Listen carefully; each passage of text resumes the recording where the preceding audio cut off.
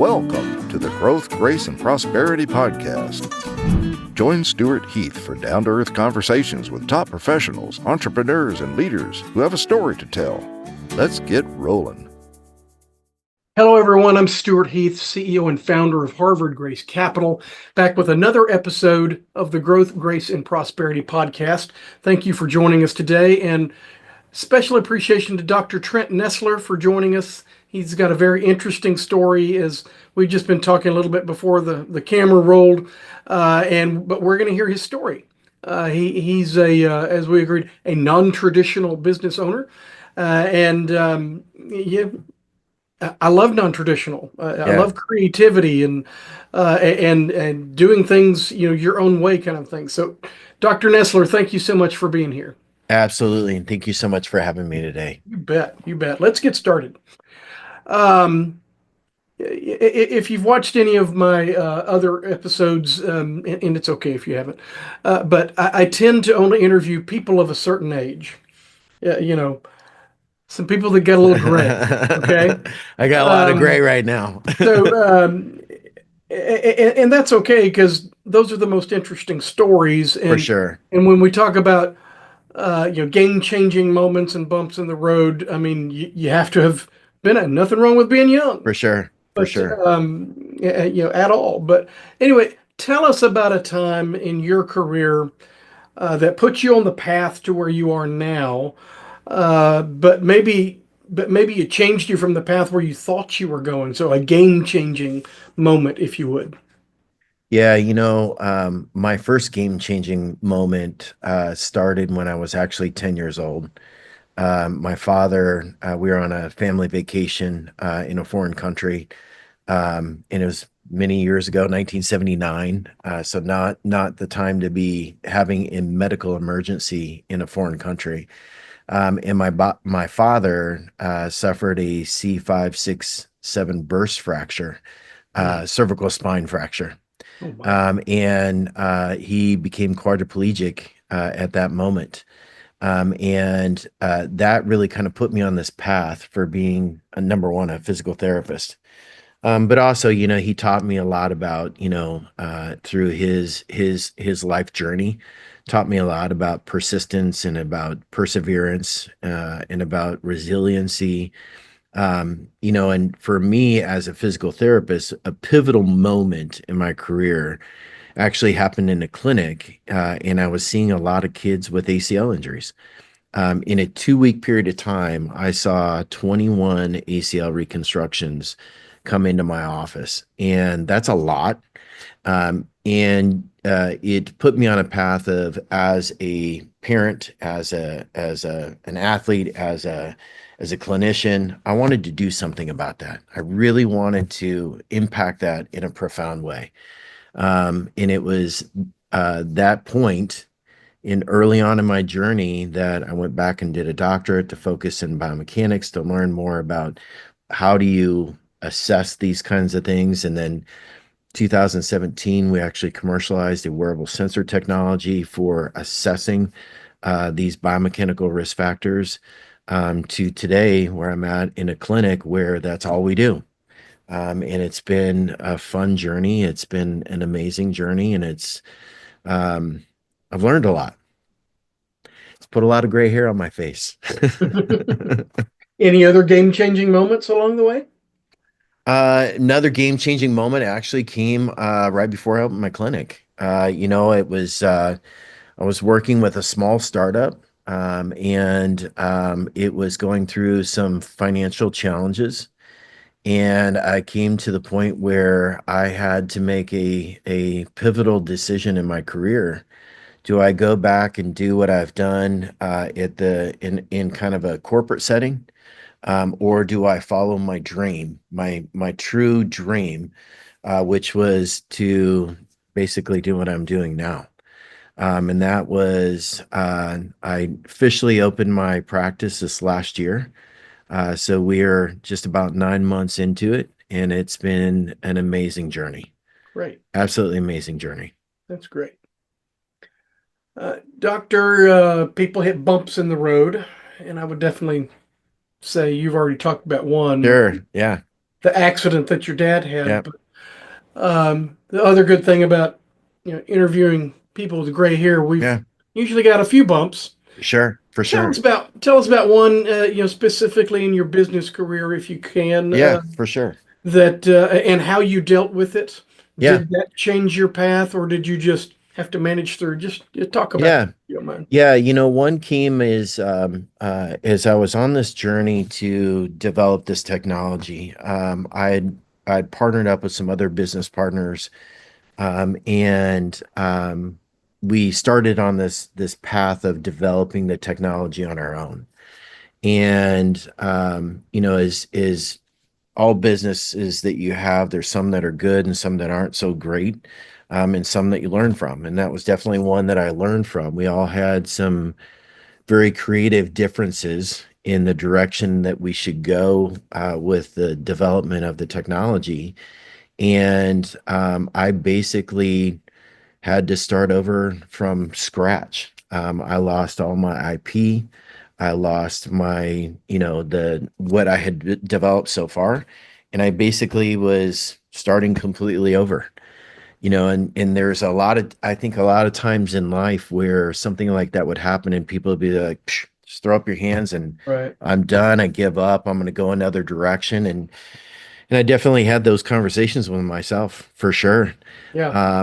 But Been there, done that a couple of yeah, times, actually. yeah, but what it did is it motivated me to go back and develop what I was developing even better.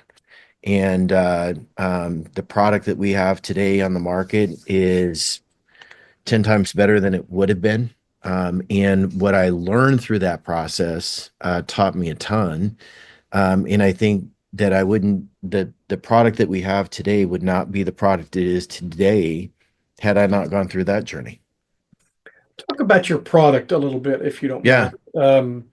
I'm not sure I completely understand sure, what it sure. is. Yeah, Why don't yeah. you So educate us it's all? ACL, anterior cruciate ligament injuries, is one of the most devastating sports injuries that there is.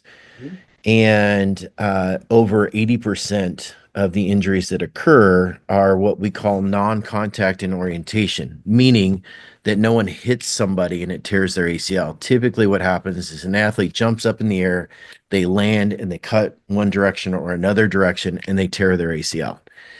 And so, because of that, there are some very well known, what we call biomechanical risk factors for that. So, if an athlete jumps up in the air and they land on their leg and their knee goes in towards midline, that's a biomechanical risk factor. So, we developed a wearable sensor technology that actually measures that risk. And from that, we're able to take that information and create exercise programming that reduces that risk. And so with our technology, we've been able to reduce ACL injuries by over 80% and lower limb injuries by over 58.2%. But the other thing that we see along with that is that when you improve those things, is that athletic performance, sprint speed, and vertical jump go way up. Hmm.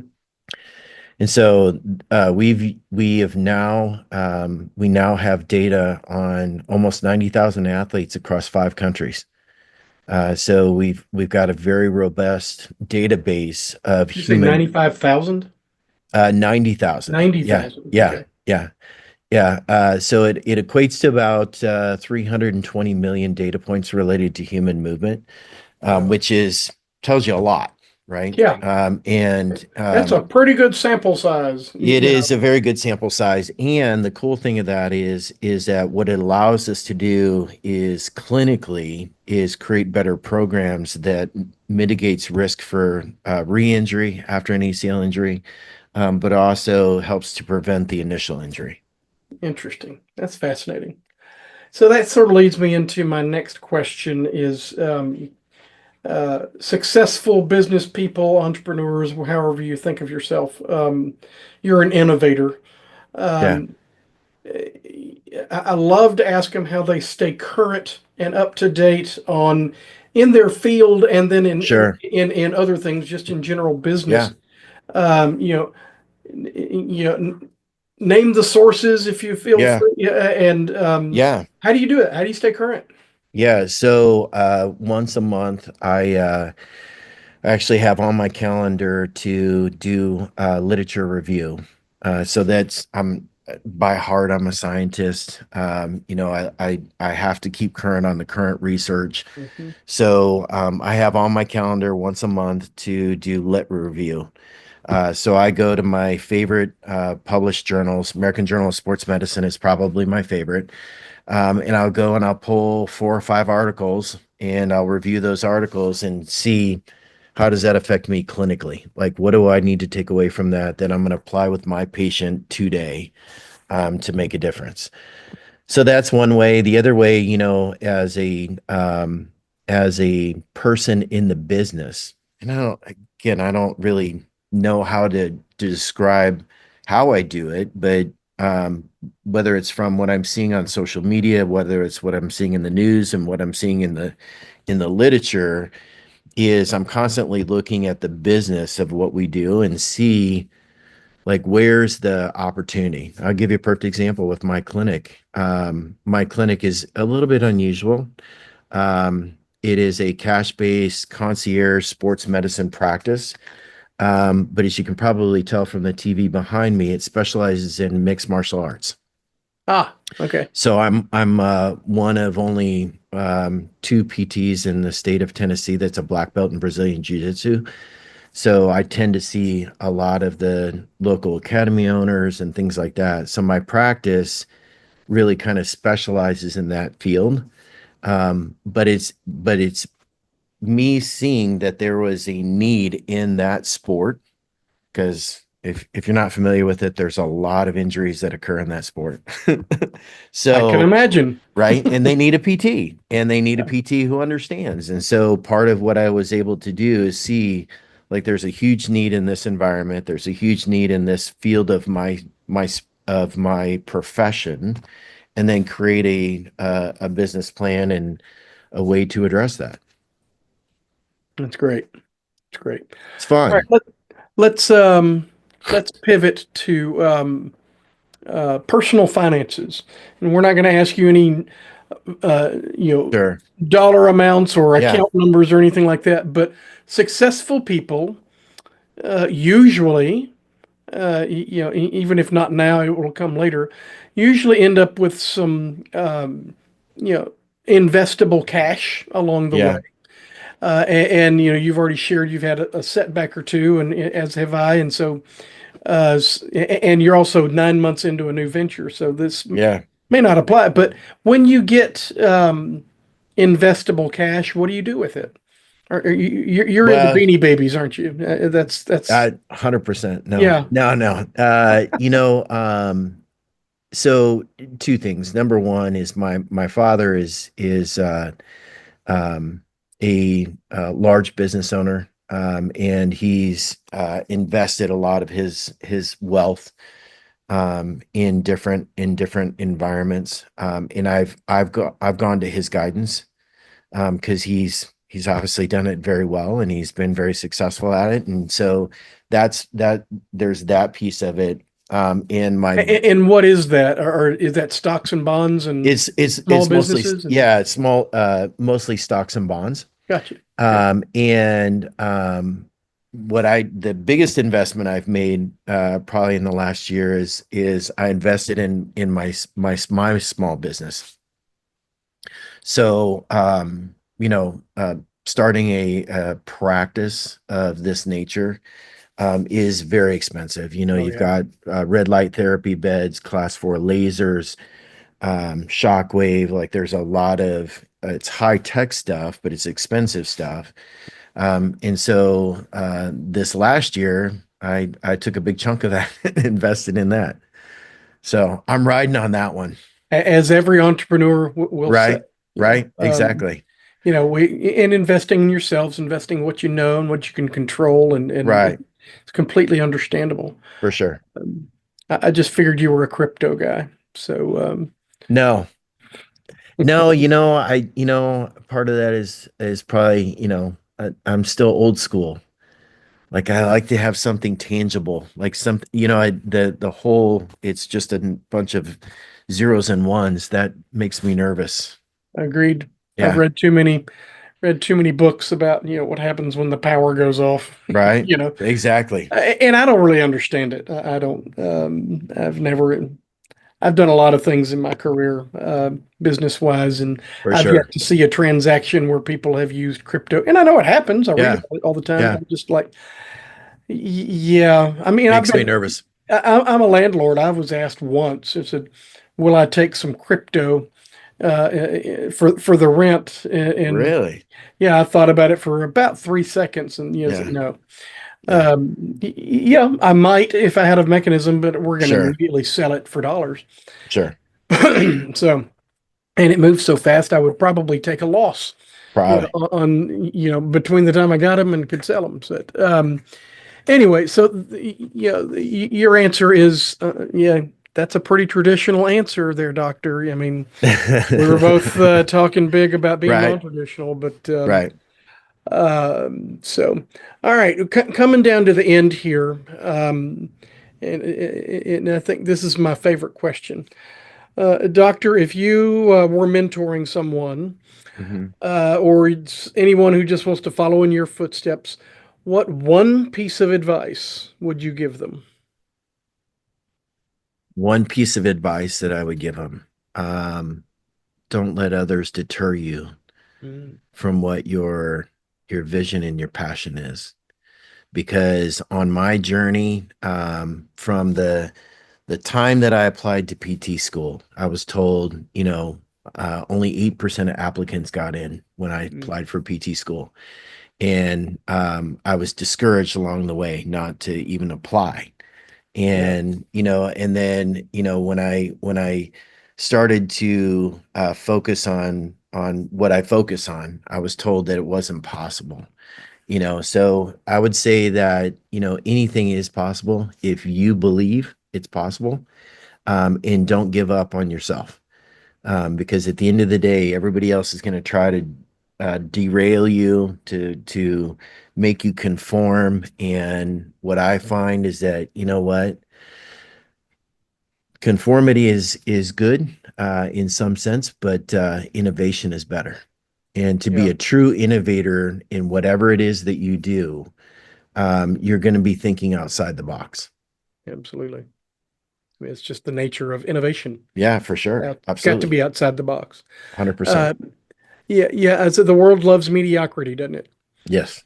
And and they love to not see anyone achieve because Yeah. it'll make them feel bad about themselves. Right. And But it goes back to an old book, Raving Fans, mm, Service Plus One. you're right. If you give just plus one, like what that does to your customer, because the customer expects like mediocre. Like if you do that plus one, but what if you did that plus 10? Like where could you go? Yeah, yeah, yeah. Grant Cardone, who's sort of a name right now. He's got his 10x book, and he has a chapter about that as well, Yeah. and about how you 10x everything Right. by 10x effort. And yeah, and he's an interesting character as well. But yeah, I just and I would say don't give up on your dream because you got that dream from somewhere. Right. For It sure. came from inside you. Not Yep. every dream's going to come true, Yep. but you won't know until you try. So Exactly. yeah, so well, that's thank you. Yes, absolutely. True to my expectations. Very interesting life story. Appreciate you sharing it with us Absolutely. here. And I would think the people that you're coaching and training and are very fortunate to have you. Well, So, thank you very much. so as we wrap up here, if anybody in the audience wants to reach out to you, how would they do that? Probably well, a couple ways. They can go to my website, which is theathletelab.org, all one word. Or they can reach out to me on Instagram. I'm very responsive on Instagram, BJJPT underscore ACL guy. And or they can always email me. That's at info at theathletelab.org. and happy to get back to you. I'm very responsive, so love to share what we do, what we're doing. And obviously, if anybody needs help, we're here for you. Appreciate it. We'll make sure all of those are in the show notes and clickable Awesome. for everybody who's pulling it up on Apple or Spotify. So once again, thanks for being here. And thank Absolutely. you to the audience for watching another edition of the Growth, Grace, and Prosperity podcast. Be sure to stay tuned and watch the next one. Thanks for watching, everybody. Thank you. Thanks for tuning in to the Growth, Grace, and Prosperity podcast. If you'd like to be a guest, visit growthgraceprosperity.com/guest. We'd love to hear your story.